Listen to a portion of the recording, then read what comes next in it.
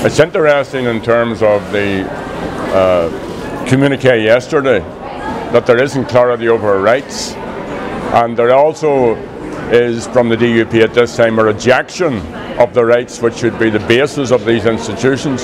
So once the DUP are prepared to embrace rights which are good for everyone, then of course there can be talks, and of course the institutions can be back in place, and then we'll see what role the Assembly will have. Michelle O'Neill is very, very focused, along with the rest of our team, in getting the institutions back working, but it's the DUP refusal, the rejection of the rights of every citizen here, which is at the core of the difficulties. The Brexit issue and how that will roll out over the next 2 years is really an imperative for local politicians here to play leadership roles, and we're up for that. A border poll is part of the Good Friday Agreement, and we certainly want to see a border poll, but we also want to win a border poll. Not just for ourselves, but for the stability and the harmony and the sense of people being able to live together based on equality and just looking after each other in the time ahead. So, I mean, all of these issues will come up and down. There is a big focus on it at the moment because I think nearly everyone recognises, with the exception of the English Tories, and even they have had to soften their cough, and elements of the DUP, that an all-island, whatever the constitutional position is, that an all-island approach is the best approach. I've made it clear that Brexit is a huge threat to the economies north and south and to people's rights north and south.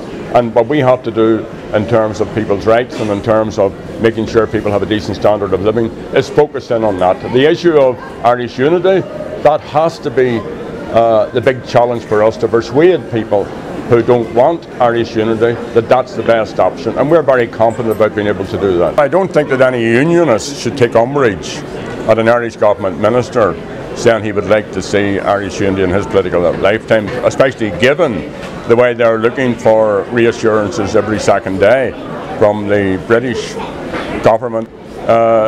There has been a change of approach. I like to think that that's because Sinn Féin are in the Dáil, keeping them to account. There has been a change of approach. I like to think that's because of the increase of the vote in the north for Sinn Féin. So we have a role to play in all of this. We just don't want to see a united Ireland in our political lifetimes.